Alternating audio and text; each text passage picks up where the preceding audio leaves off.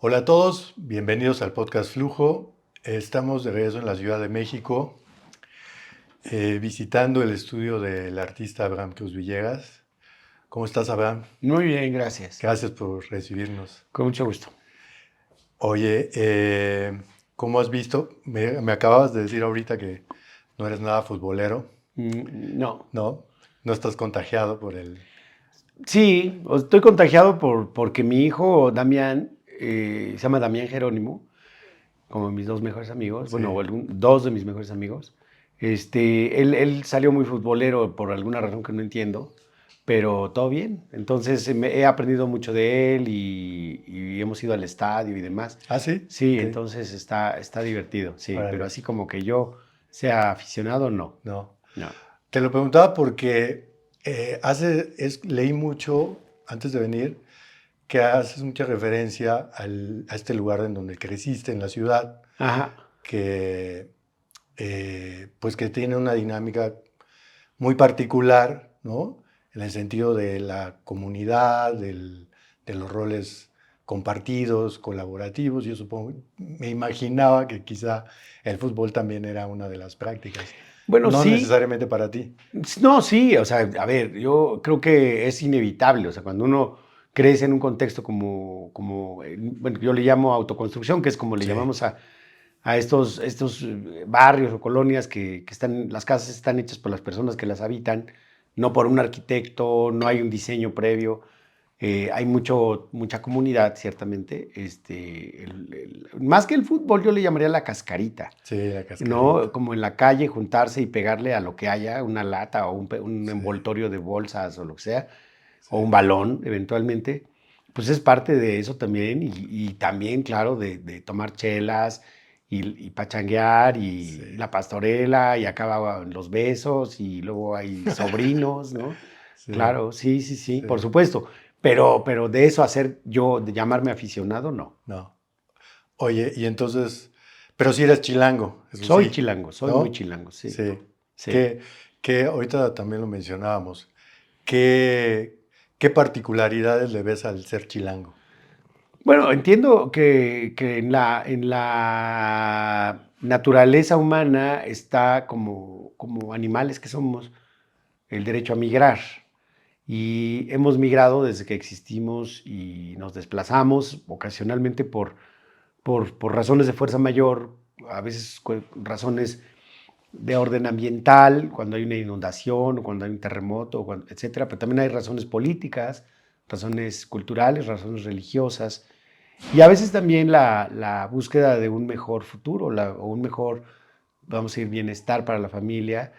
Y el caso de mi familia, con la de muchas personas, es la del desplazamiento, vamos a decir, económico, Sí, buscando un mejor futuro, etcétera, ¿no? Y siempre está la promesa de la capital, ¿no? sí, Entonces, creo que esa es la historia de una de las partes de la historia de mi familia. sí, Entonces, yo creo que esa es la naturaleza del chilango.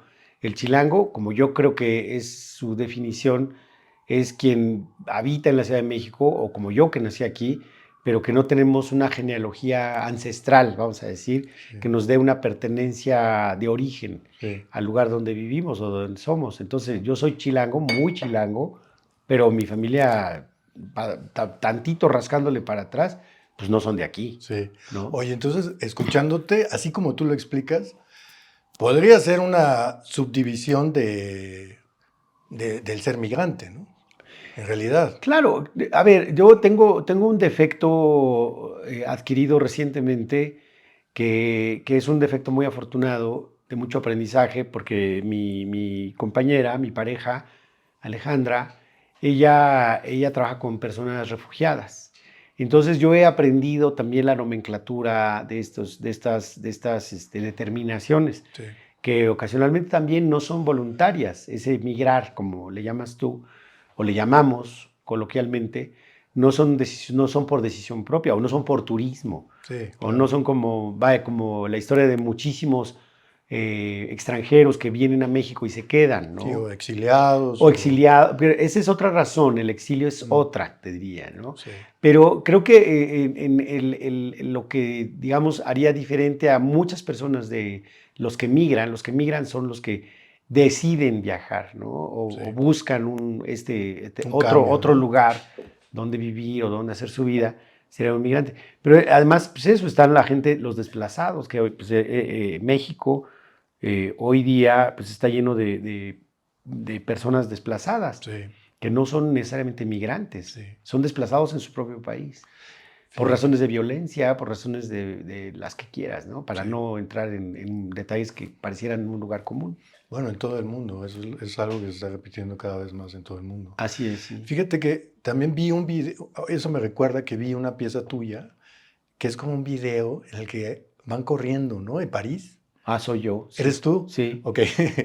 que, y que habla justamente de dejar el lugar. sí, Supongo que te dejaste la ciudad, vivías en sí, París. sí. ¿Puedes platicar un poquito de Sí, esa bueno, pieza? estuve justo, yo viví en Francia como 4 años, de 2005 a 2009. Luego volví con Alejandra y con los hijos que tenemos, casi 20 años después, otros 4 años. Entonces, en total he vivido 8 años en Francia. Pero esos primeros 4, en 2005, yo fui invitado a una residencia de artistas en donde era el estudio de un escultor norteamericano que se llamaba Alexander Calder, en el campo, como a 1 hora de París, cerca de una ciudad que se llama Tours, y en un pueblito chiquitito que se llama Sachet.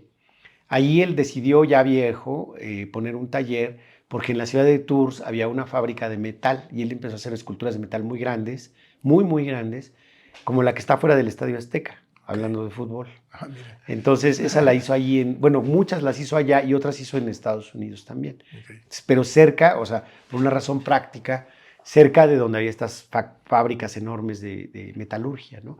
Entonces, allí, cuando él falleció, que tuvo este taller como los últimos 10 años de su vida, yo creo que le gustaba mucho el queso y el pan de la región y el vino.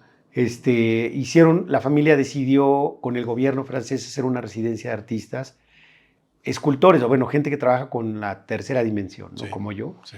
Entonces me invitaron y estuve ahí 6 meses con Alejandra, mi compañera, y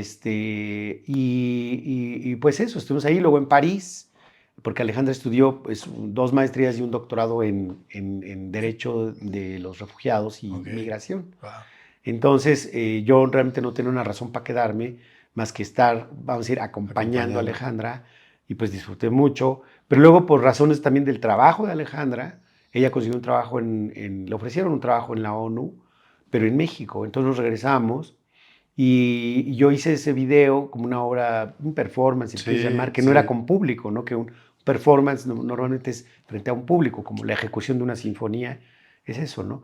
Y yo decidí hacer como un evento personal, digamos, de despedida, pero corriendo en París, como escapándome de París, pero no en la narrativa lógica de la cultura occidental, que sería de izquierda a derecha, sino de derecha a izquierda. Ok. Entonces era como una contrahuida, digámoslo así, política también, por decirlo de otra manera, hacia la izquierda. Sí.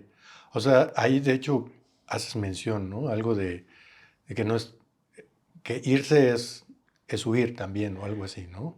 Sí, a ver, o sea, creo que, no me acuerdo qué fue lo que dije, porque yo digo muchas, muchas cosas y luego ya no me acuerdo, pero lo que sí creo es que hay como, yo creo que en el arte hay muchas posibilidades de enunciar cosas políticamente sin necesidad de hacer un panfleto o hacer propaganda, ¿no?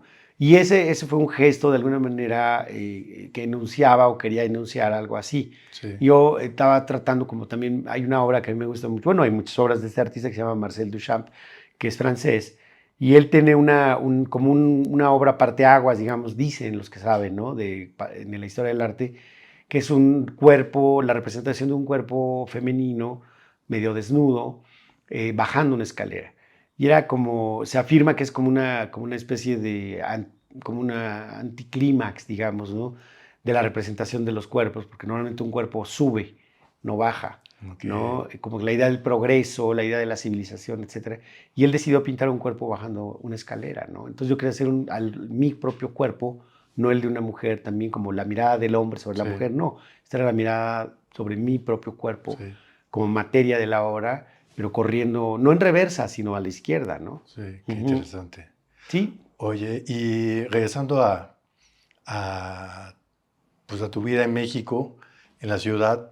Mencionaste a tus padres y puedes contarnos un poquito cuál era la... Ujú, Porque entiendo que eran personas que eran como muy opuestas hasta ujú, cierto punto ujú. y que eso fue una influencia también para ti en tu forma de pensar, en tu forma de ver Sí, la vida, digamos. totalmente, sí, no, creo que es un poco, no porque mi experiencia sea muy interesante o peculiarmente interesante, no, yo creo que es como la de cualquier persona y que en algún momento pues uno idealiza a los papás, así como los detesta en la adolescencia, hay un momento en la vida que uno los idealiza, ¿no? Los Sí, romantiza. Y yo he idealizado a mis papás desde... yo nunca fui muy rebelde ni nada, yo fui muy convencional y muy nerd, muy menso, muy matadito siempre. Y ¿estudioso? muy Ok, estudioso, todavía soy muy nerd ok, y me gusta mucho y me da orgullo ser ok. tan, como decimos vulgarmente, muy teto, ¿no? Sí, yo no, yo endiosé mucho a mis papás desde muy joven y encontré esa diferencia radical de percepción de la realidad como materia prima de mi trabajo también en una conciencia que vino muy tarde, porque obviamente somos fruto de esa educación que nos dan nuestros papás en su contradicción y en su desencuentro, pero creo que eso sucede siempre, es decir, sucede con cualquier hijo o cualquier hija, ¿no? Y luego cuando uno se empareja, pues sucede de nuevo, Sí, ¿no? Y que sería muy aburrido y muy raro que alguien se busque a una pareja que sea idéntica a sí mismo o a sí misma, ¿no? ¿Para sí, la qué? ¿No? contraparte, ¿no? Sí, en cambio, eso como con Alejandra, pues yo he aprendido mucho y somos perfectamente distintos. No diría como el agua y el aceite, porque eso implicaría como una separación, ¿no? En cambio, hay algo que nos une en la diferencia, que no es ni los mismos gustos, no es tan convencional. Y con mis papás yo creo que es muy similar y puedo hacer el relato breve, espero, pero mi papá tiene una historia tan interesante con la de mi mamá y creo que se reconocieron en algo que justamente en lo chilango, por ejemplo,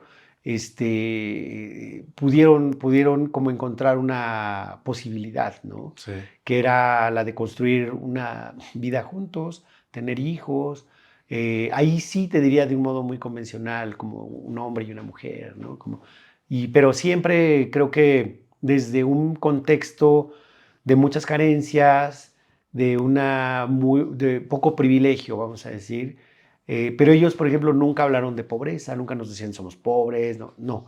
En cambio, había como otro uso del lenguaje en donde mi papá decía, nosotros no somos ni clase media ni clase baja, nosotros somos desclasados, que pues tiene que ver con un desclasado. contexto teórico también, ¿no? Ajá. Sí, o sea, así como sin clase, ¿no? Y en todos los sentidos, ¿no? Como cuando me preguntan a mí de qué corriente eres como artista, pues digo, pues de la más corriente, ¿no? Porque justamente creo que tiene que ver con eso, políticamente otra vez, no es solo una broma, ¿no? No Sí, es un juego de palabras. Y entonces por ahí yo creo que mi mamá, que también viene, mi padre era purépecha, fue monje franciscano, luego dejó de serlo, luego con los franciscanos aprendió muchas cosas como este filosofía, música, aprendió a pintar, aprendió a hacer esculturas. Y mi mamá viene de una familia de trabajadores domésticas, también, digamos, inmigrantes del campo a la Ciudad de México, de Guanajuato, y ellas eran y ellas son ñañú. ok. Entonces, mi madre fue la primera que pudo estudiar de su familia, mi madre es contadora, pero luego tuvo un proceso largo en este contexto de autoconstrucción, de la lucha por la propiedad de la tierra, la lucha por los servicios, acceso a la educación, acceso a un mercado, acceso a vías públicas, acceso al agua, a la electricidad, etcétera. Se volvió activista, como muchas mujeres de mi colonia, se volvió defensora de derechos humanos, y eso me dio a mí también una conciencia distinta del yo, vamos a decir, un yo que difícilmente podría decir que dejó de ser narcisista, pero sí que es un yo en crisis, ¿no? Un yo en que permite su crítica desde dentro, en esas carencias, en esos pocos privilegios, para construir un relato complejo contra el poder, contra el autoritarismo, contra la corrupción. Y en ese sentido, pues creo que ha sido mi búsqueda, mi investigación como artista también, de la cual creo que sigo siendo muy matadito, ¿no?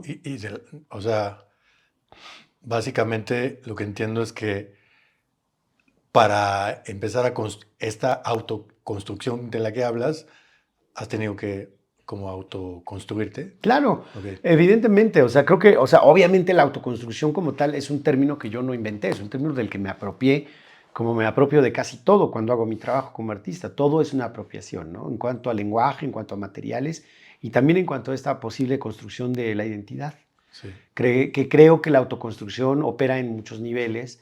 En el sentido comunitario, por ejemplo, es muy poderoso, ¿no? Un tejido social que no, o sea, parte de la comunidad en el sentido de lo común. Es decir, tenemos estas necesidades en común, necesitamos resolver estos problemas, necesitamos agruparnos y eso genera vínculos, como decía hace rato, desde el beso en la fiesta y después de la pastorela hasta ir a marchar y exigir y manifestarse y etcétera, ¿no?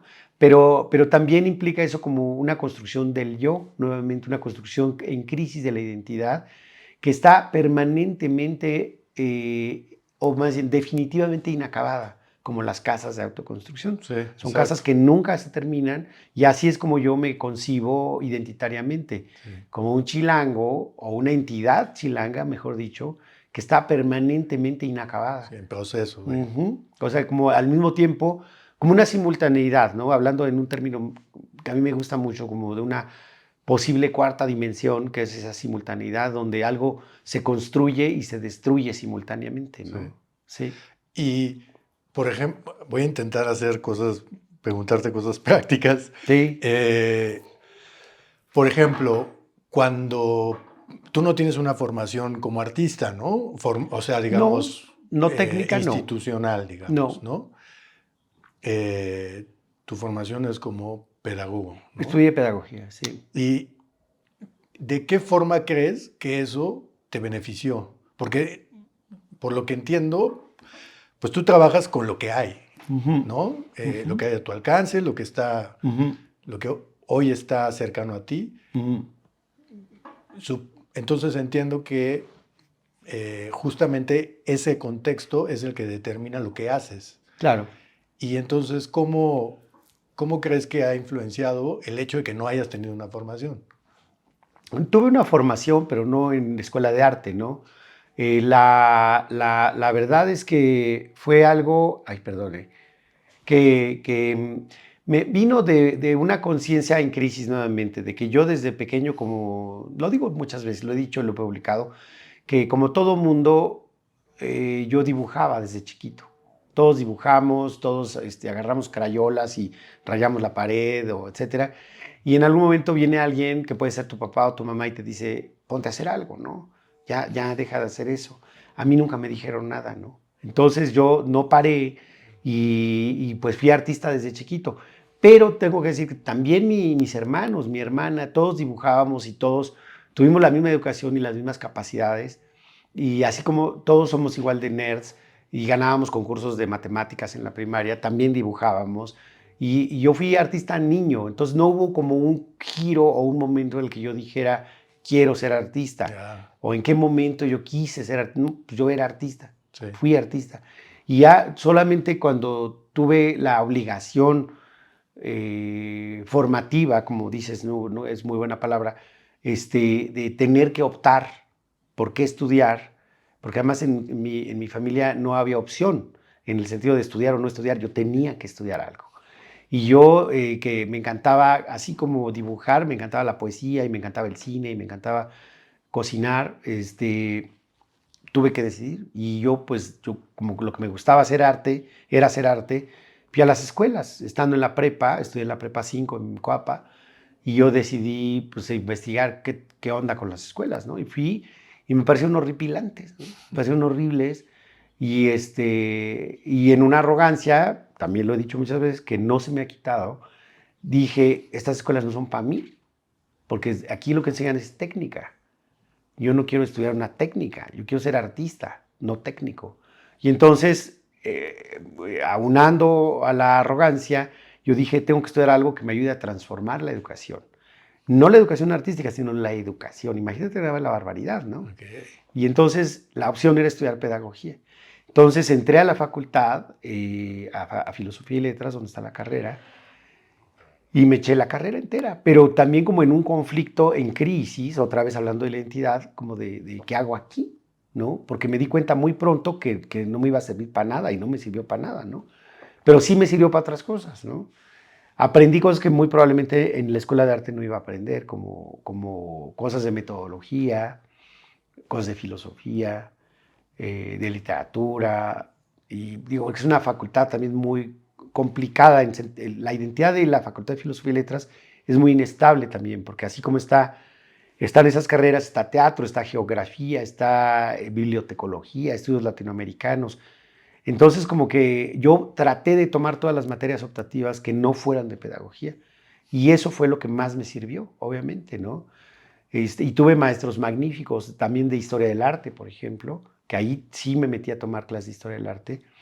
Yo que tuve los mejores maestros y tuve la mejor educación, pero al mismo tiempo tuve otro proceso formativo en el taller de los viernes, Sí. que puedo hablar de eso posteriormente. Pero siento que para mí estudiar pedagogía fue muy bueno y claro que también hubo un momento problemático para mí en cuanto a concluir, porque como en casi todas las carreras tenía que entregar un documento, una tesis, y ahí fue donde no tenía yo como de qué hacerla, ¿no? Sí. Y me tardé mucho tiempo, pero lo ¿Y de logré. qué fue? Hice una investigación, como una tesina más bien, una investigación sobre el proyecto educativo de Joseph Beuys, un artista alemán, y hice como una antología de textos que no había nada en español y una introducción donde vinculaba arte y educación. Y pues eso, inmediatamente después de terminar la carrera empecé a dar clases en las escuelas de arte que nunca me gustaron, ¿no? Y pensando que podía, como con una actitud ciertamente punk, como destruir el aparato desde dentro, Desde ¿no? dentro, sí, Sí. sí. Ujú. Pero yo leí en uno de los artículos que encontré que tu obra sí de alguna manera tiene esta finalidad de generar una comprensión de algo, ¿no? Pues a lo mejor voy a hacer preguntas, ¿no? En Ok, todo caso, creo que la comprensión vendría primero de formular una pregunta. Y por ahí yo sí creo, y digo, ya hablando un poco en términos de lo que aprendí en la facultad, que yo siento que sí, el arte es una herramienta de conocimiento, no más que un vehículo de comunicación, es una herramienta de producción de conocimiento, y hay un término que evidentemente, más bien, obviamente, mucha gente conoce, que es la epistemología, que es la ciencia que estudia eso, ¿no? Cómo se produce el conocimiento. Y a mí eso fue lo que más me gustó. En términos de la pedagogía, creo que hay un campo que es muy bonito que se llama el currículum, la teoría del currículum, que es cómo se organiza el conocimiento tal cual en el mapa de una carrera, por ejemplo. ¿Qué materia estudias en primer año y cuál al último, al final? Y en relación con qué otras. Se hace un crucigrama, digamos, de conocimiento, de cómo se organiza. Y eso tiene que ver con un modelo de pensamiento. Pero casi todas esas organizaciones y esos estructuras, esos andamios, otra vez, parten de preguntas muy puntuales, ¿no? Y digo, la filosofía o en el teatro o en la música, cada una tiene sus propias preguntas. Y yo por ahí siento que, claro, o sea, digo, hay una voluntad de mi parte, al menos en cuanto a enunciar las preguntas, redactarlas, digamos, de un modo correcto, pero siento que no he acabado de lograrlo. Entonces, por ahí es la pregunta principal sería, ¿de qué manera formular esta pregunta dándole forma en el espacio de tal manera que sea percibida como arte? ujú, Ese sería mi principal cometido en términos de la ok, búsqueda de construir algo que podemos llamar una razón o un conocimiento, ¿no? sí. Que normalmente solo genera más preguntas, ¿no? Nunca arroja respuestas, ¿no? Sí, eso es lo que te iba a decir, porque o sea, ahí me trato de imaginar alguna de tus piezas Ujú. y como que de alguna manera te plantea muchas más preguntas, o sea, como que sí, no hay algo que vayas a salir como con una respuesta de algo, O una como con una conclusión. conclusión de algo, sino es más bien por qué hizo esto, por qué puso este objeto encima de este otro y por qué me habla de por qué utiliza tanto el lenguaje, por ejemplo, Claro.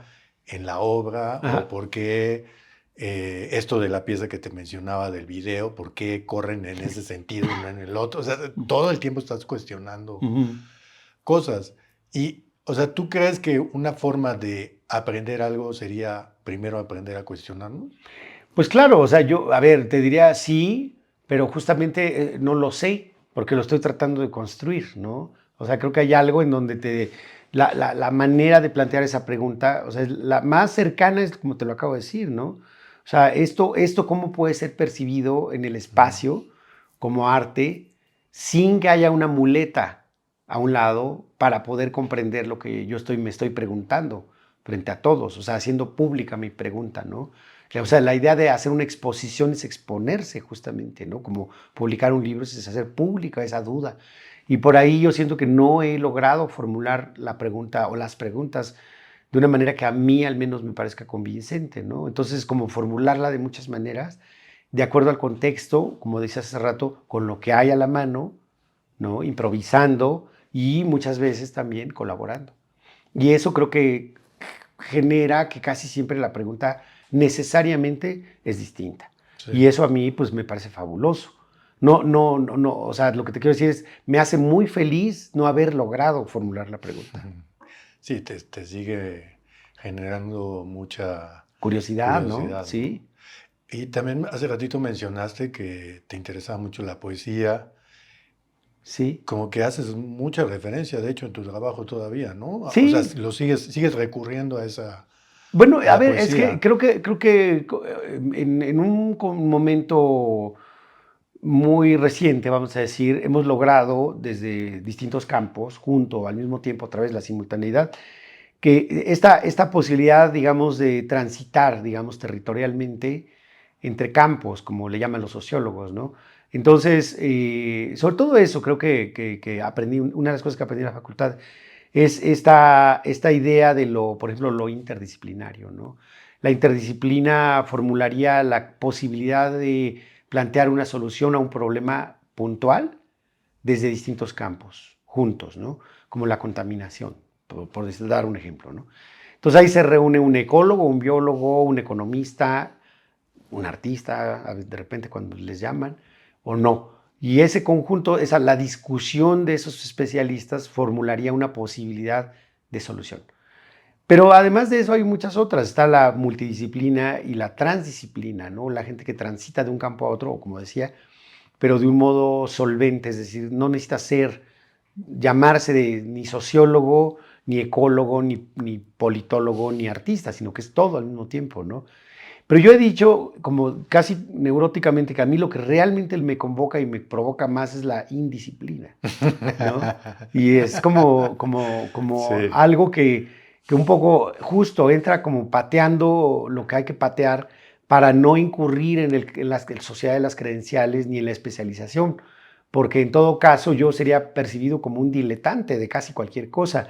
Y esto te lo digo en función de la poesía, porque yo siento que lo que yo hago es poesía Ok. en el espacio, digamos, de una manera tridimensional. Y cuando digo esto también lo digo con la conciencia de que en mi nerdez o como se llame, he sido muy estudioso de la poesía. Es decir, me gusta, por ejemplo, estudiar la poesía clásica, los sonetos, los endecasílabos, San Juan de la Cruz, y vaya, sí, me gusta mucho meterme en la estructura y en la manera de componer un poema, pero para romperlo desde dentro otra vez, ¿viste? Y eso otra vez se manifestaría en el espacio de una manera que sería muy difícil que alguien que vea una obra que yo hice como tridimensional dijera, claro, esto tiene que ver con San Juan de la Cruz. Pues no, estaría rarísimo, además Sí. hasta me sería medio sospechoso, ¿no? Sí. Sí, Ok.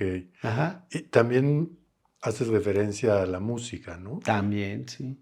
¿En qué sentido? ¿Cómo la incorporas? En muchos sentidos. Hay una parte también genealógica que tiene que ver con mi papá y mi mamá. Mis dos papás son muy musicales, ¿no? Mi Ok. papá se murió hace 15 años, 16 ya, pero él era muy musical. Desde que yo creo que estudió con los frailes, aprendió a tocar muchos instrumentos. Entonces siempre había música en mi casa de todo tipo. Él escuchaba mucha música clásica, cantaba. Y mi mamá no cantaba ni tocaba, pero baila muy bien mi mamá.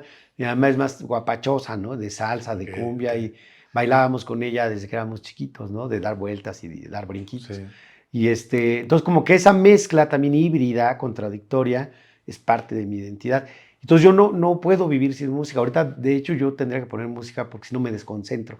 Para escribir y para trabajar yo necesito música. Okay. Y también en un momento dado tuve la conciencia, o no sé, la voluntad también de escribir letras para canciones sin entender nada del lenguaje musical. Eso sí, no entiendo nada, como no entiendo casi nada de nada, tampoco de música, pero escribo letras para canciones. Me meto a la estructura de un corrido y le cambio la letra, que rime y que cuadre en la métrica, pero le cambio la letra para que tenga que ver, por ejemplo, con la autoconstrucción, o con un amigo que tuve y que se murió, o con una novia, o con un fenómeno o una situación política, ¿no? Yeah. La matanza del 68, entonces hago una canción sobre eso, ¿no? Pero usando una balona de tierra caliente de Michoacán. Okay. Entonces, como que he sido muy estudioso de la música también y es parte de mi trabajo y muchas veces la estructura visual, digamos, de mi obra tiene un ritmo y tiene una métrica que sigue un vallenato o sigue una pieza vocal del medieval de Palestrina, por ejemplo, ¿no? Ok, ¿y cómo, o sea, la incorporas, por ejemplo, en tus instalaciones? Sí, Ah, sí, okay. sí.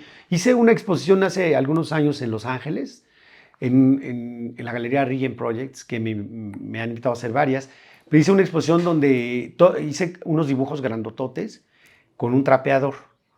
En vez de usar un pincel, usaba un trapeador. Entonces, para hacer un dibujo con un trapeador necesitas una superficie muy grande, porque pues, en un papel son chiquitos, ¿no? Sí, como orangutanes. Esos son otros que he hecho también Okay. en superficies muy grandes con un trapeador. Okay. Pero esta, puntualmente, las que te digo, un poco responden a tu pregunta, porque están hechas con colores que son vinílicas, o pintura para pared, pero de distintos colores, que son los que menciona Concha Urquiza en un poema que a mí me gusta mucho, que se llama Tres Sonetos. Entonces ella habla de, cada soneto es distinto en cuanto a que uno es un lugar, otro es una circunstancia y otro es un momento, en Michoacán. Entonces yo recupero los colores que ella menciona y uso la métrica del poema, que es un soneto clásico, y el tiempo, la duración de la línea, es lo que dura la lectura de una línea del poema de Concha Urquiza. Okay. Entonces sí uso en mis instalaciones también eso, Sí. y en mis dibujos. No sé sí, en este caso, digamos que es más bien las relaciones en el proceso de la creación de la pieza, ¿no? Claro, y ahí es donde está justamente el vínculo, porque cuando el dibujo está terminado, pues es un dibujote que está colgado en la pared y son líneas de colores muy como que si las ve un niño chiquito.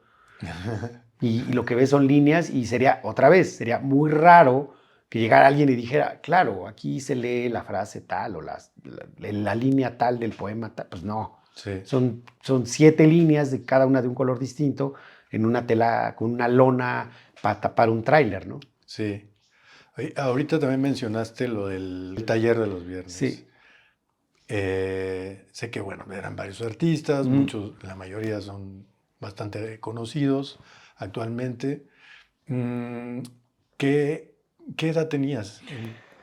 Yo tenía, eso fue en el 87, yo tenía 19 años. Y Pero estabas entonces en la universidad estaba también. en la universidad, justo, estaba, sí, como en el segundo año de la facultad, de la carrera.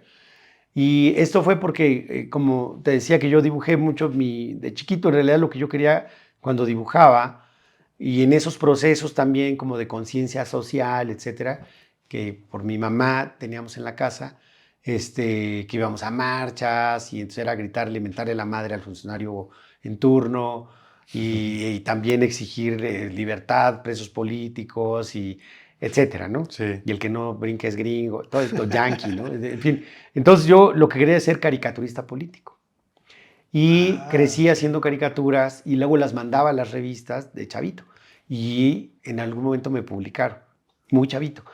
Y siendo monero, caricaturista, porque en México nos llamamos moneros, porque dibujamos monitos, ¿no? Entonces, digo esto para quien no lo sepa. Pero en el 85, justo antes del terremoto, vi en el periódico La Jornada, que recién estaba inaugurado, era nuevo, una convocatoria para un taller de caricatura, se llamaba Taller de Humor Gráfico y lo daba El Fisgón, que todavía, bueno, pues es Claro, un monero muy, muy célebre. Ahorita voy al punto donde tú me preguntas. Este,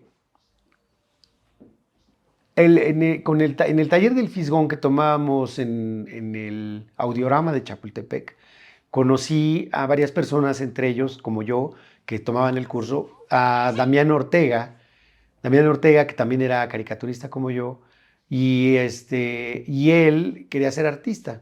Y en algún momento también se juntó con otros amigos y en casa de Gabriel Orozco, que es un poco mayor que nosotros, y había estudiado un posgrado en España, y él como que los asesoraba y por separado, y él les dijo, pues júntense, y Damián me invitó y nos empezamos a juntar los viernes, y eso fue paralelo a mi formación en la carrera de pedagogía, que yo pues no me considero pedagogo, pero estudié pedagogía. Ok. Y lo que sí creo es que nunca dejé de ser monero. En cuanto lo que decías de Sí, los changos que dibujo con un sí, trapeador, sí. pues literalmente es dibujar monos, ¿no? Entonces, también creo que hay una parte crucial y considerablemente importante de mi trabajo, que es esa capacidad de generar arte, como hacen los caricaturistas, con una conciencia política, con una conciencia crítica, pero sin el elemento, vamos a decir, caricaturesco en el sentido de caricaturizar a una persona o un funcionario, etcétera, sino es más bien como el sentido del humor sería, ¿no? Sí, El sentido del humor en relación con el poder. sí. Sí. Sí, que de hecho está en tu obra, ¿no? Este sentido del Yo humor. quisiera pensar que Sí, sí, ¿no? sí, yo siento que Quisiera sí. pensar que sí. Y entonces en estas reuniones de los viernes, ¿cuánto tiempo duró? Nos juntamos del 87 al 91. Ahí éramos con Gabriel Orozco, Damián Ortega, Gabriel Curi, Jerónimo López y yo. Hubo algunas otras personas que también iban por temporadas o fueron parte, pero no consistentemente. Digamos, estos cuatro que estoy mencionando éramos los que íbamos. Y después Gabriel Orozco se fue de México, Jerónimo también, Gabriel Curi también, solo nos quedamos Damián y yo. Y cada quien agarró por separado su onda, pero ya con una decisión y una voluntad declarada de ser artistas, ¿no? Sí. Y ese año 91 fue el que yo empecé a dar clases en San Carlos, que era la ENAP. Y entonces, ¿y en qué momento tú crees que fue en el que empezaste a producir como formalmente tu obra como artista? Bueno, no sé si sea una descripción que tú haces, pero si te buscamos en internet, estás como artista conceptual. Uh-huh. ¿Tú en qué momento puedes decir, bueno, a partir de acá, conscientemente yo ya empecé a hacer obras de arte conceptual? Pues es una pregunta complicada, porque yo te diría que nunca. Y por otro lado te diría desde antes. O sea, es como eso, por eso te digo, es como una bisagra rara de simultaneidad otra vez, porque es como una convención también, es una discusión vieja, como un lugar común del arte también. Cuando se habla de arte conceptual, pues todo el arte es conceptual. Es decir, el arte del Renacimiento tiene ideas, ¿no? Claro. Y narrativas, y tiene relatos, y hay palabras, y no hay obra que no sea conceptual desde las cavernas o desde que la llamamos arte, tal vez, ¿no? Porque también es un término de la cultura occidental. A lo mejor para los aztecas, para no sé, en otro periodo y en otro contexto, un artista que tallaba una piedra o dibujaba un códice o no sé, pues eran chamanes, no eran artistas, eran sacerdotes, ¿no? Sí, como las culturas tradicionales o originarias, pues es más como el científico, ¿no? Claro, o en Asia, ¿no? Yo creo que sí, como otras percepciones de la realidad.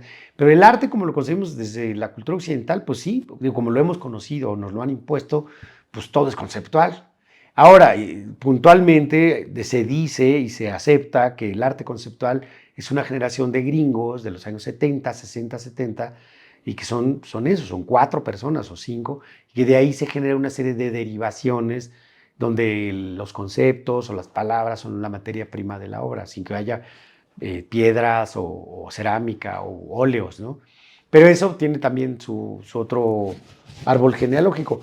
Yo no sé en qué momento, pero yo creo que un poco hubo una transición en el taller de los viernes, en el diálogo con estas otras personas, donde reconocí y me reconocí en la posibilidad de hacer cosas que no fueran solamente con óleos o con acuarelas o con cerámica o piedra o madera, sino también con otras herramientas como eso, como reciclar objetos o apropiarme en el caso de que yo creo que fue mi punto de bisagra otra vez, o de articulación, fue con cosas que hacía mi papá.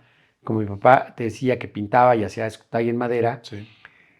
muchas cosas quedaron en la casa, no olvidadas, sino como saldos, porque para él no era arte en el sentido del que estamos hablando, sino para él era mercancía, como decoración, vaya, y que Sí. pintaba cuadros por cientos, ¿no?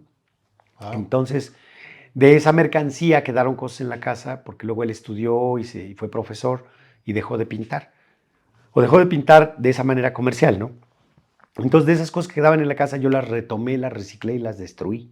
Y eso fue como la primera aproximación puntual, digámoslo así, a lo que podríamos llamar un arte contemporáneo o un Sí, arte conceptual, no sé cómo decirlo, sí. pero sí que fue como en ese lapso de 4 años que yo me di cuenta que podía hacer eso. Ok. Y al mismo tiempo como, sí, pues como entrar en un espacio de crisis, ¿no? Sí. Como cuestionar también mis propios valores. Oye, y en ese momento era algo que se hacía, o sea, habían otros artistas que estaban haciendo esto, Sí, yo creo que de sí. retomar materiales que encontraban, hacer objetos más desde la improvisación también, porque tú trabajas mucho con la improvisación, como que Ujú. la buscas, ¿no? Claro. Sí, yo creo que, digo, no, obviamente no era nada nuevo, ¿no? Y nosotros abrevamos sobre todo de discursos y prácticas que estaban sucediendo desde hace muchos años en otros lugares, pero no tanto en México. En México hubo tal vez una generación previa, en los años 70, la generación de los grupos, de la cual muchos artistas hacían cosas similares, reciclando objetos, haciendo como performance, no le llamaban performance todavía, pero sí instalaciones o intervenciones en la calle, recuperando cosas de desecho, ¿no? Entonces, te diría que sí, pero no había como una institucionalización o una regularización de esos Sí. lenguajes ni de esos discursos, ¿no? De esas prácticas. Y nos tocó a nosotros un poco como abrir brecha también en el mercado, por ejemplo, ¿Y ¿no? qué tan complicado fue eso? Pues muy complicado, porque de entrada nadie aceptaba que lo que hacíamos era arte, ¿no? Mucho menos que tuvieron valor. Pues menos, ¿no? Entonces, claro, y yo, por ejemplo, yo empecé a escribir sobre arte justo también en esa época porque no había una crítica de arte que hablara de las cosas que a mí me interesaban. Y en cambio, pues de alguna manera nosotros nos identificamos más con cosas que estaban pasando en Europa o en China o incluso en Sudamérica, ¿no? Que tienen que ver con ese tipo de prácticas, ¿no? Y claro, o sea, te digo, no es que nosotros inventáramos el agua tibia, ¿no? Allí estaban pasando muchas cosas, pero nos las apropiamos también, justamente, para hablar con un lenguaje distinto y que en esa época ningún museo, ninguna galería quería mostrar lo que nosotros hacíamos. Entonces inventamos espacios como también habían hecho otros en otros lugares y la generación de los grupos también en México salían a la calle. ¿Por qué? Porque las galerías y los museos no los pelaban. Entonces nosotros también hicimos lo mismo y eso fue un poco como también un periodo de transición. Ya en el 91 yo, por ejemplo, empecé a exponer en una galería en México, ¿no? Y Ok. en el extranjero, más en el extranjero que en México y a la fecha. ¿Pero a través de la galería No, o no, no? no me invitaban de museos a exponer. Pero, ¿por qué? Porque mi trabajo era parte de un lenguaje común en otras latitudes. Y pues por eso, pero con una práctica que era mía, es decir, yo hacía algo que nadie hacía en otro lugar, Sí. pero con las herramientas comunes de artistas de otros lugares, ¿no? Y eso me llama la atención. ¿Cómo? Porque lo dices así, pero supongo que no fue tan así de, ay, mañana vente a exhibir en Estados Unidos, sino tuvo que haber un proceso y sobre todo quizá bueno, no había el internet que existe hoy. ¿Cómo era la comunicación para que tu trabajo fuera visto afuera? Si Ujú. no tenías exhibiciones, por ejemplo. No.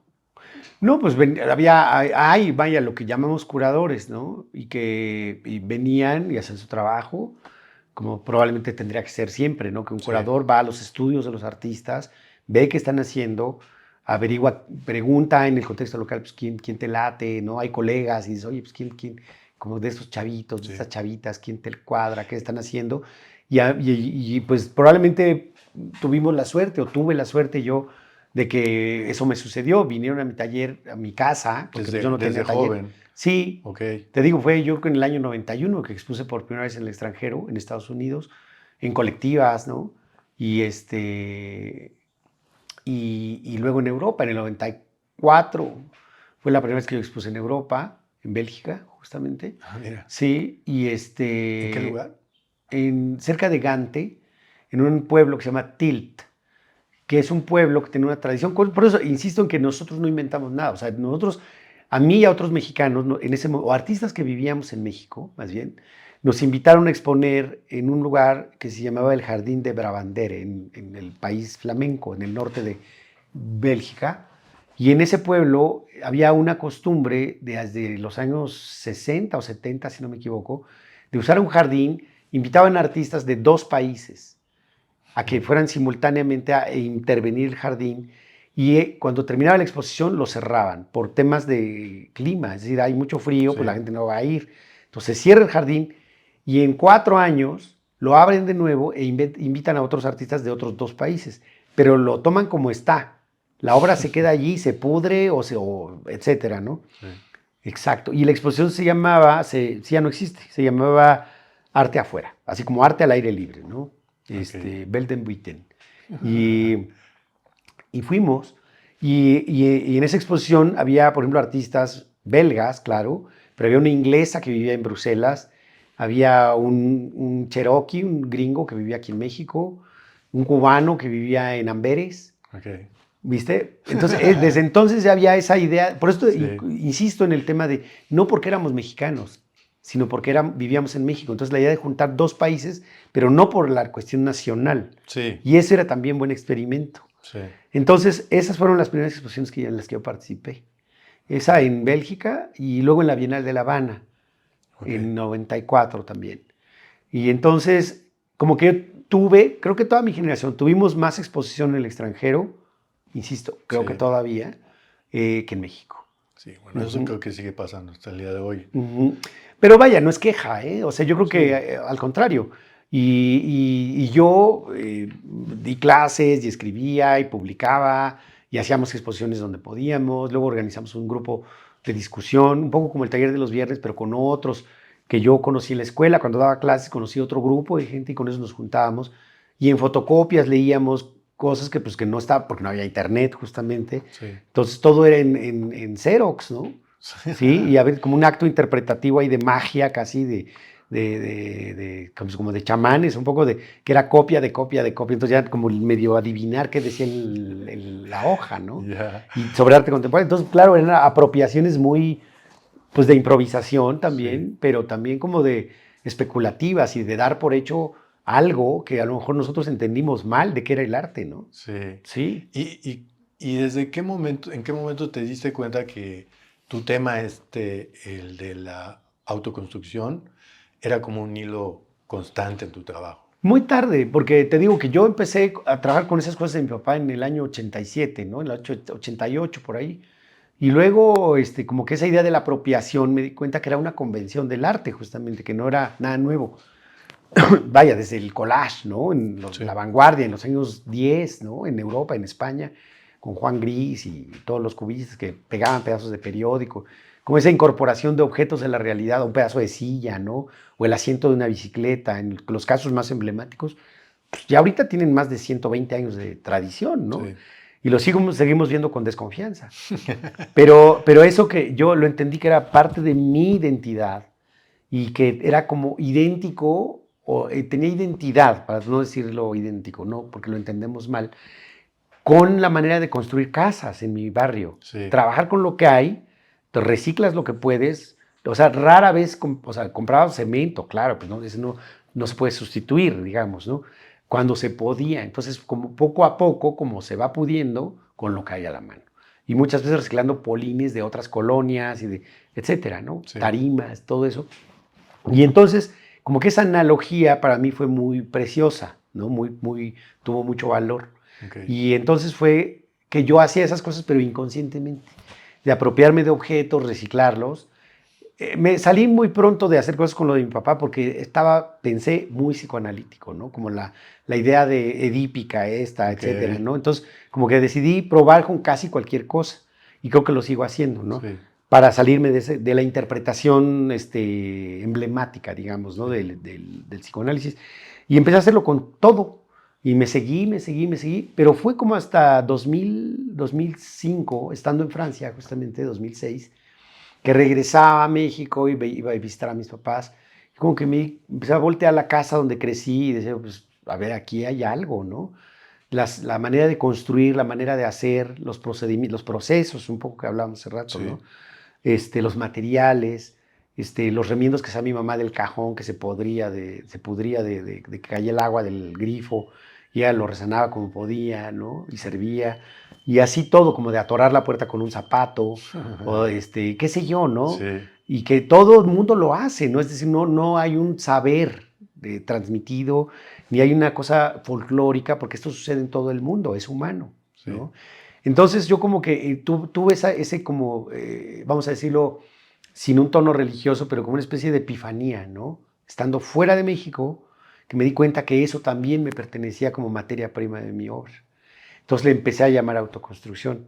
Okay. Pero más que como un tema, como una dinámica de trabajo, Sí. como activar esas metodologías y esos procesos, más que aludir al tema de la autoconstrucción. Sí, como incorporar esos saberes, ¿no? Sí. Sí, o esas capacidades que, insisto, son Sí, humanas, ¿no? sí. La capacidad de resolver un problema sin tener la educación para hacerlo. Es decir, como lo hace hacer una casa sin ser arquitecto.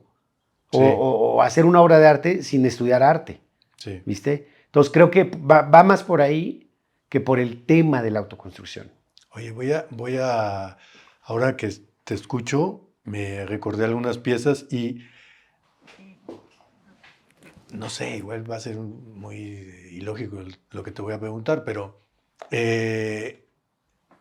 al verlas, algunas piezas, como que también me hacían cierta referencia al arte outsider, ¿no? Al marginal, y hay artistas que han hecho Uh-huh.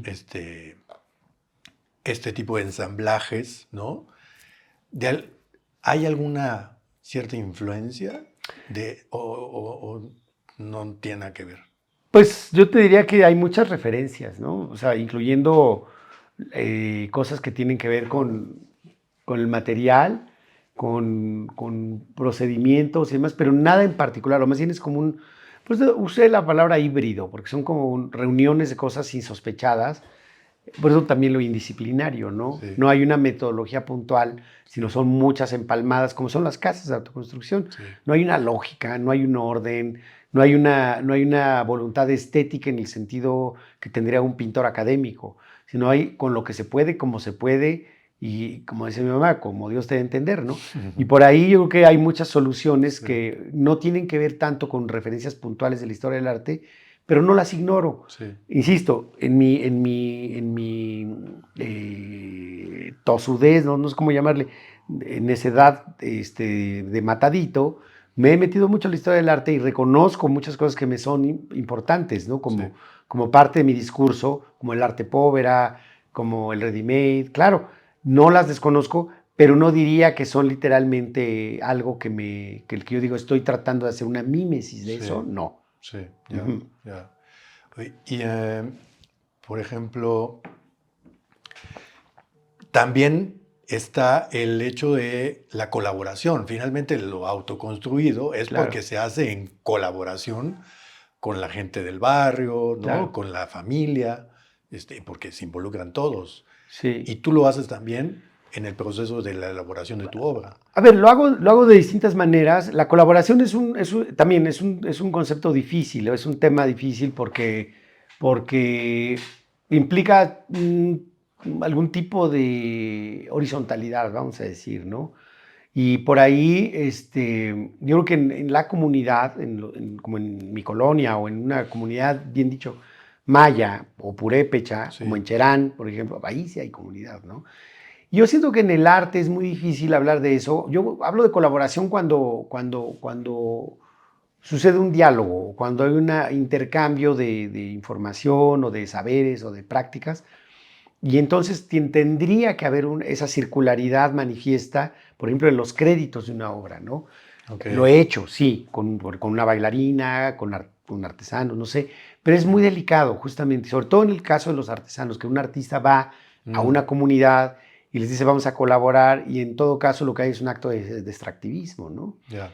Y que los pone a trabajar y luego no les da crédito, no les paga bien o lo que sea. Digo, y a veces les pagan bien y a veces les dan crédito, pero tampoco hay una colaboración. Sí. Entonces yo hablo de colaboración, que sí lo he hecho, pero en cosas muy puntuales, ¿no? Okay. No en general. Y también hay una parte de mi trabajo que es individual, que es en solitario, vamos a decir. Entonces, pues menos, ¿no? Sí. Ahí no hay definitivamente pero, manera, por ejemplo, ¿no? si a ver, recuerdo que vi un video de la Fundación Proa, que hoy hiciste una exhibición, y ahí mencionaban que se convocó para que la gente pudiera ir a dejar objetos. Y tú, pues, llegaste y viste una serie de objetos y en función de eso construiste lo que iba a ser parte de la instalación. ¿Eso sería una colaboración? Probablemente, a Sí. ver, sí no es exactamente en Proa, a lo mejor en Proa lo mencioné en la entrevista Ok, que me hicieron, ok. pero allí no hice eso. Allí es otra cosa. O sea, lo que hice, porque Proa es una fundación en Buenos Aires donde dependen o son parte de una empresa. Y es una empresa que produce tubos, tal cual. Y es una empresa multinacional que está en varios países, pues. Y ellos me invitaron a hacer una exposición allá. Y yo lo que hice fue pedirles de la fábrica, que yo visité la que tienen aquí en México, en Veracruz, se llama Tenaris, que me dejaran ir a ver la fábrica. Entonces fui a los patios donde tienen todo el material de reciclaje. Tienen cobre, fierro, aluminio, estaño, y con eso hacen los tubos de acero con los que venden. Claro. Ajá, y entonces pues me llamó mucho la atención como casi como una coreografía de la manufactura de un tubo, ¿no? Y entonces cuando me invitaron a Buenos Aires, fui y les dije, vayan al patio de trabajo de la planta de aquí de Buenos Aires y recuperen los materiales que ustedes consideren que yo puedo usar para hacer una obra de arte. Solamente les pido que no me den materiales que yo no pueda usar para una obra de arte. Entonces, ahí hay una complicidad, hay un diálogo, hay una solicitud, pero no hay una colaboración. Sí, es más bien una complicidad, Sí, acabas de decir. Sí. Porque no le estoy dando crédito a la persona que fue y escogió lo que me dio. O sea, es como más bien, yo en este caso hablaría de un guiño, digamos, donde yo acepto lo que la otra persona me da, pero no, o sea, sería muy injusto decir que es una colaboración. Claro, claro. Sí. Y ¿cómo llegaste? Porque entiendo que has hecho algunas curadurías. ¿Cómo empezaste a trabajar las curadurías en distintos proyectos que has hecho? Mira, a ver, yo te diría que creo que todo lo que hago es parte de mi trabajo artístico. O sea, cuando escribo, pienso que estoy haciendo una obra de arte. Cuando escribo una canción, también. Cuando hago sí, no sé, todo es parte de mi obra. Y en el largo plazo he organizado exposiciones con obras de arte que no son mías, que no he hecho yo. Y no me considero técnicamente un curador, pero sí creo que por el trabajo que he hecho en el contexto del aula, del salón de clases con colegas más jóvenes en muchos lugares del mundo, he tenido la oportunidad también de aprender de esas prácticas de esta gente más joven, de sus preguntas, cómo las plantean, qué están leyendo, qué están escuchando, qué están mirando. Y eso genera otro tipo de complicidad, hablando de complicidades, ¿no?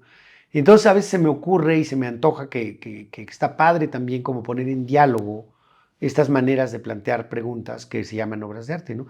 Y lo he hecho desde hace muchos años y me divierte, insisto, y aprendo un montón y lo sigo haciendo. Ahora estoy haciendo un proyecto muy grande en Yucatán que va a inaugurar en noviembre de este año 2026. Que va a ser la primera Bienal de Arte Contemporáneo Internacional en México. que a mí me sorprendió mucho que me dijeron eso, que es la primera Bienal de Arte Contemporáneo Internacional.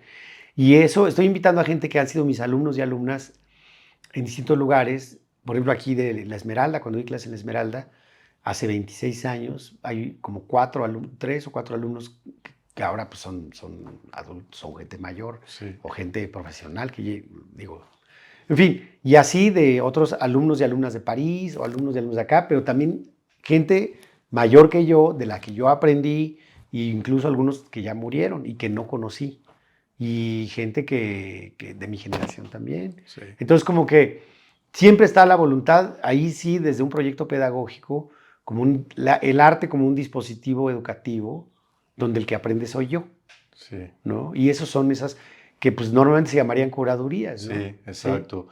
Sí, porque por lo que veo, sí tienes un interés muy desde siempre con estar en este diálogo, ¿no? Con las Sí, nuevas generaciones y con las de hacia arriba y hacia abajo, ¿no? sí.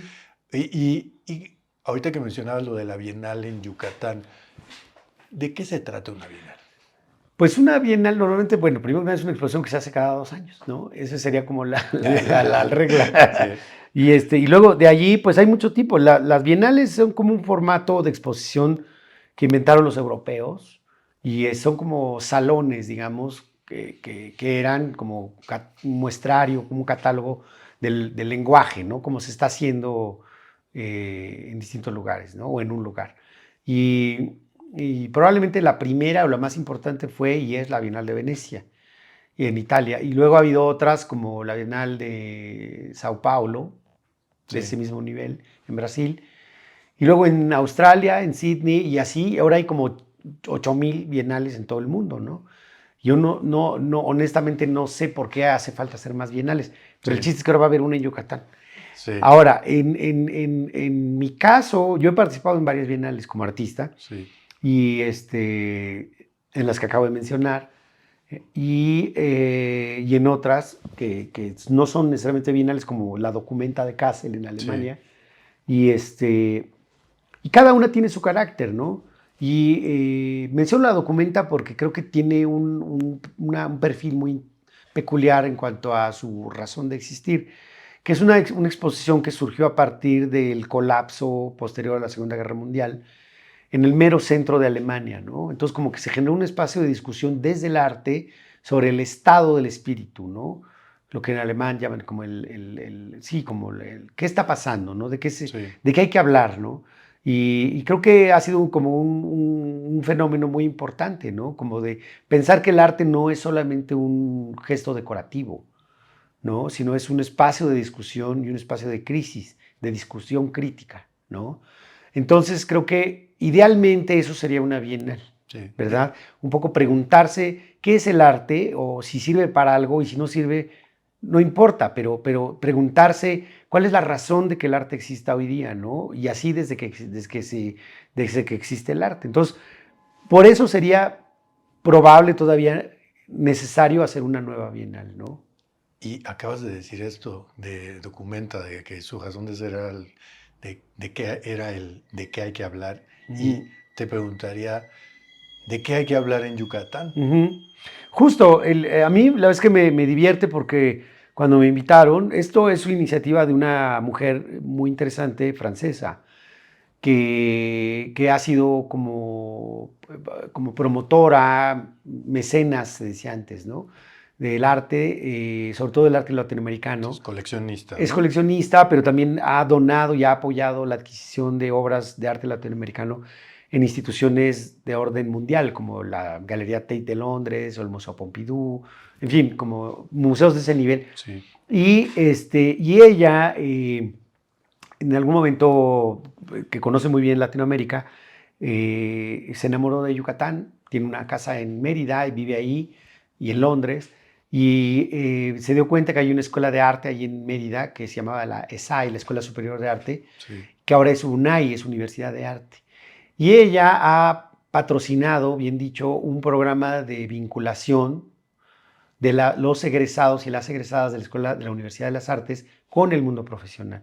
Entonces hizo una cosa que se llama Proyecto Y de Yucatán, o Proyecto Y, donde invita a curadores, artistas, coleccionistas, galeristas, etcétera, para que se encuentren con los jóvenes que están saliendo de la universidad y se hagan las preguntas con ellos que tengan que hacerse. Sí. ¿Qué significa ser artista en el mundo hoy día, en el siglo XXI?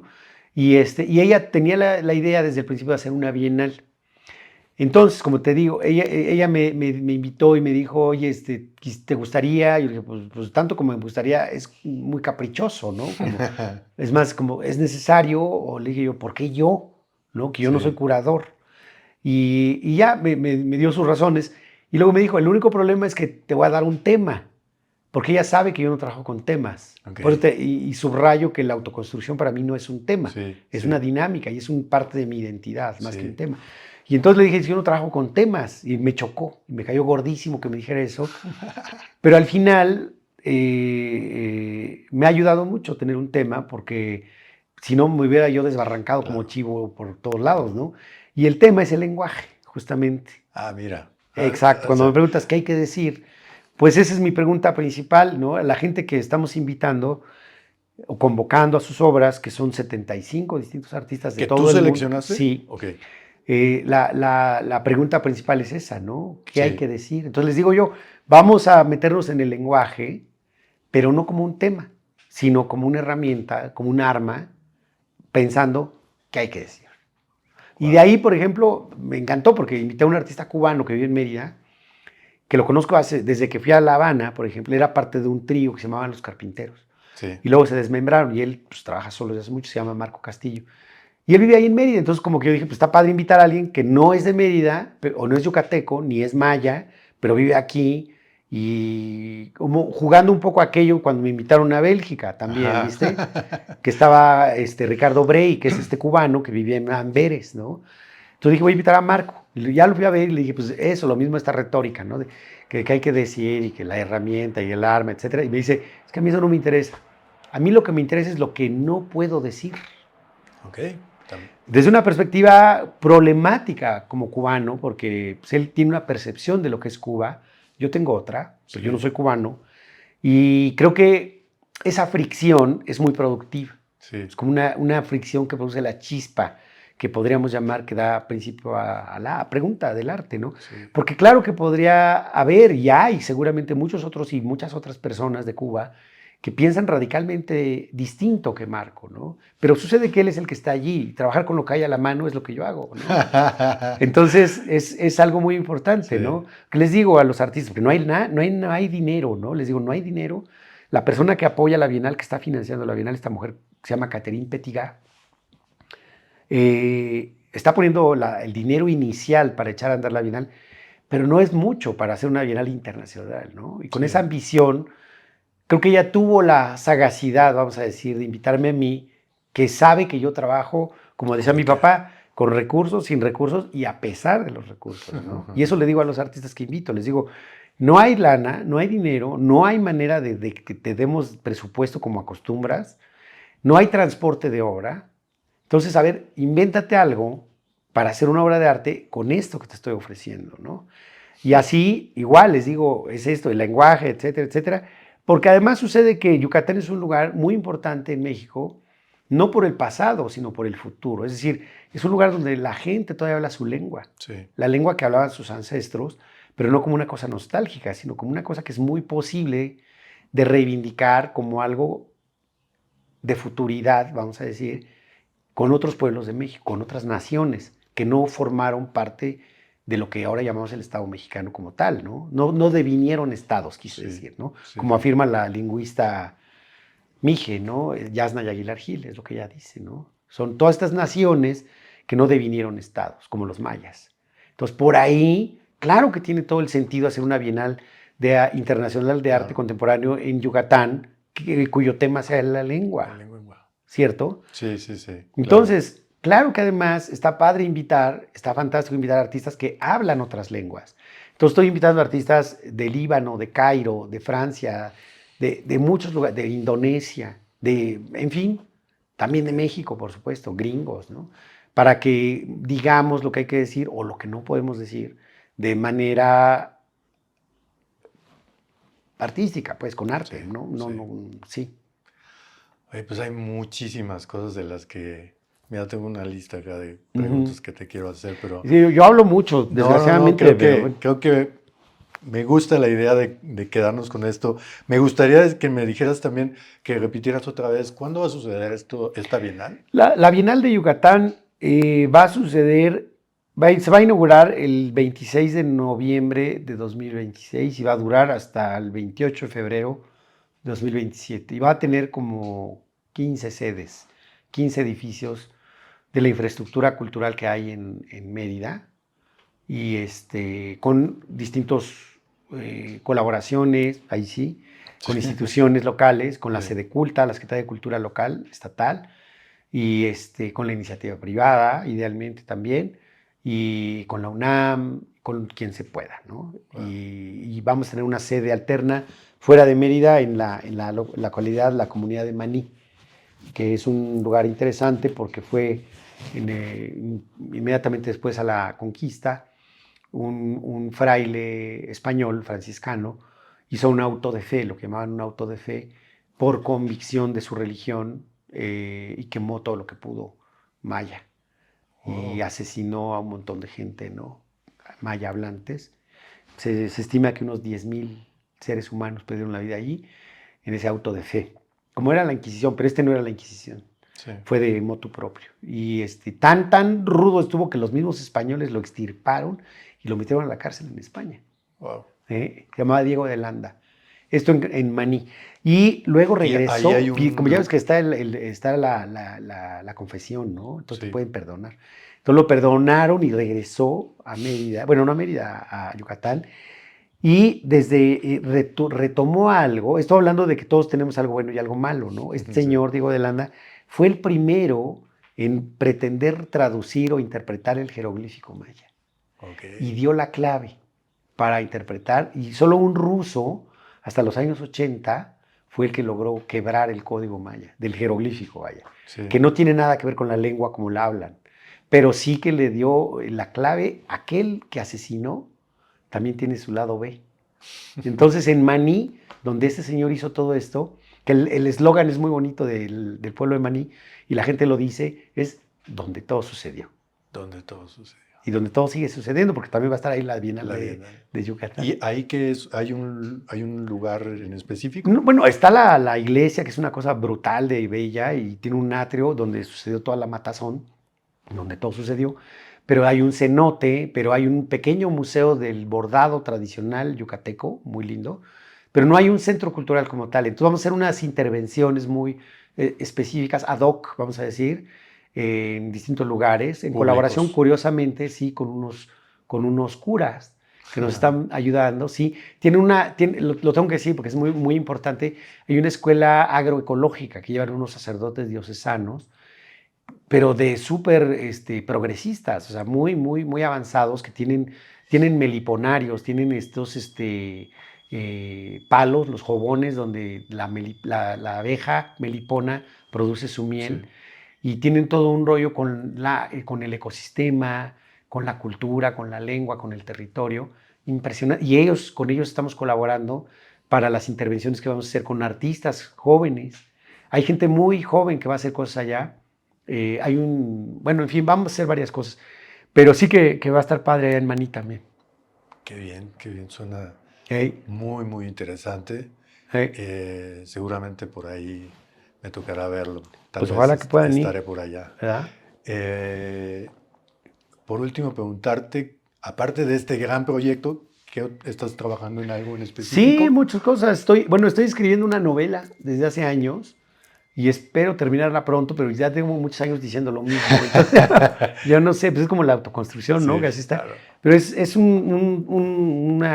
una novela que tiene que ver con la idea de la transformación, como la esencia de la autoconstrucción, ¿no? Sí, La idea de la identidad que no termina de cuajar, digámoslo así, sí, que pues sí, es eso, como un poco como el relato del ajolote también, ¿no? Que es como permanece en estado larvario sí. permanente, aunque ahora esté medio de moda, ¿no? Pero es verdad que sí, que además que es como el hermano gemelo oscuro del lodazal, ¿no? Sí. Entonces como que es un poco una ficción que gravita alrededor de la historia de mi mamá, que es de aquí, de este barrio de Tacubaya, y que acabó viviendo en los Pedregales de Coyoacán, ¿no? Entonces como Ok. que es también un poco la idea esta que a mí me fascina, de que la verdadera transformación de mi barrio la hicieron las mujeres, ¿no? Las mujeres Ujú. que se emanciparon de sí mismas, de ser sumisas y de ser objetos a ser actores políticas y actrices políticas y educadoras y guerreras. Y entonces como a través de mi jefa, que pues, todavía vive ahí y está en activo y es como un relato, pues, te digo, ficticio, pero que sí parte de la historia verdadera de mi mamá.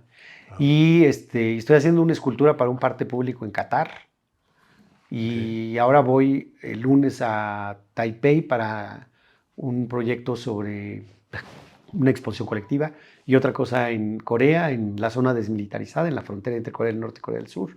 Ok. Y ¿Qué tiene que ver sobre qué tema? es un poco un concepto de la curadora, una amiga que se llama Son Young Kim, que ha trabajado por mucho tiempo con la idea de la puesta en escena, como la realidad como una puesta en escena, como un Ok. poco tal vez lo que estamos haciendo ahorita tú y Sí, yo, sí, sí, que sí. estamos haciendo un poco un performance, Sí, ¿no? de quiénes somos. sí, Y el potentado, la plutocracia, los gobernantes también están jugando un papel sí. en este drama, digámoslo así, de una puesta en escena de la realidad. Entonces, ir a la zona desmilitarizada para generar un enunciado sobre esto Ah, ok. en un lugar que pues sigue viviendo la Guerra Fría, ¿no? Sí. En el siglo XXI. Wow. Entonces está padre, está bueno. Súper interesante. Sí, Pues Abraham, te agradezco mucho la conversación. no a ti. Ha estado increíble. No, yo no te conocía pues es una oportunidad para mí tener esta cercanía. Así que siempre les agradezco su tiempo. Y dinos, por favor, no sé, ¿tú tienes redes o no? No, bueno, sí, estoy en Instagram, pero no pongo nada de mi obra, entonces ¿No? pura payasada, sí. Pero si alguien quiere entrar en contacto contigo por Autoconstruido es alguna... arroba autoconstruido, es muy fácil. En Instagram. Sí, y en lo que era Twitter, ¿no? Sí, Sí, perfecto. ahí, Pues muchas gracias. al contrario. Gracias a ustedes.